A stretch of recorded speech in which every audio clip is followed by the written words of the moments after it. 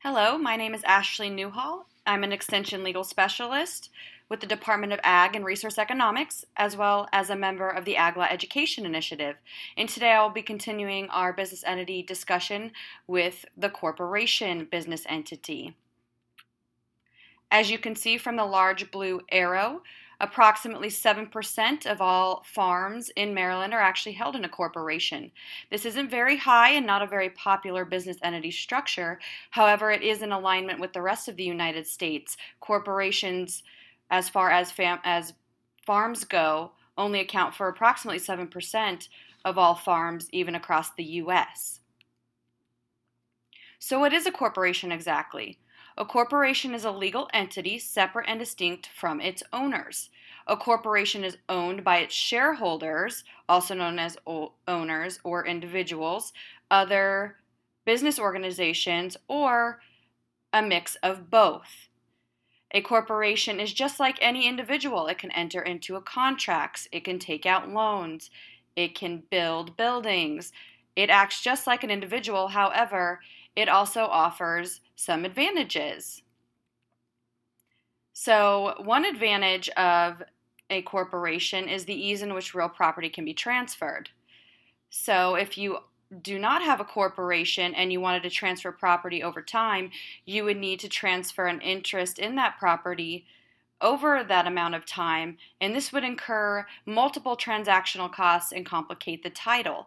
So if your idea would be to transfer your farm to children or brothers and sisters, different family members over time, each transaction that you do would incur a cost, and this would also convolute the title, who owns what piece, and over time it could get complicated. However, if the farm is in a corporation entity, the landowner can simply convey the individual shares in the corporation, considering that a corporation is actually a number of shares.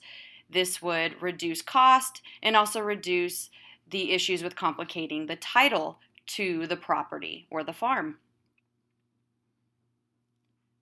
Another great feature of the corporation is the limited liability coverage. What this means is that the shareholder or owner can only be held accountable for the amount of his or her investment. That means that the personal assets of the owner could not be attacked if the corporation were to be sued or sought after for some sort of compensation. Your personal assets, such as your house or your personal vehicle, would not be considered to be part of the corporation and therefore not to be able to be accessed by anyone going after the corporation for some sort of compensation, whatever that may be. Additionally, owners only pay tax on their salary. This is an advantage because you won't have to pay taxes on the corporation's income as well. You would only be paying taxes on your own personal salary that you take from that corporation. However, the corporation is also taxed, but it is taxed at a lower corporate tax rate. So this is a huge advantage when considering where and how you want to hold your business and what type of entity that may be. Some disadvantages of the corporation is the complexity of the corporation. As you can see, shareholders and transferring properties and different entities between the individual owner and the corporation as business, this can get complex. There are also costly administrative fees associated with the corporation, filing fees, and paperwork. All of these things can add up. Additionally, there are tax requirements that are associated with the corporation, like I mentioned before.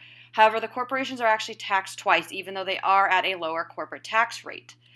The corporation is actually taxed on its profits, and then it's actually taxed again when it pays dividends out to shareholders. The corporation is also heavily regulated. Both at the state and federal levels, corporations are required to be in compliance with paperwork, fees, and other regulations associated with being a corporation in each individual state. If you would like more information on corporations or other business entities, you can check out the ALEI UME publication from myself and Paul Goringer. The website at the bottom of this slide will take you to that publication, and it will provide more detail on this topic as well as other business entities available to you and your farm. Thank you for listening to this presentation today. Feel free to contact me at my phone number, 301-458-5125 or my email anewhall@umd.edu. Thank you and have a great day.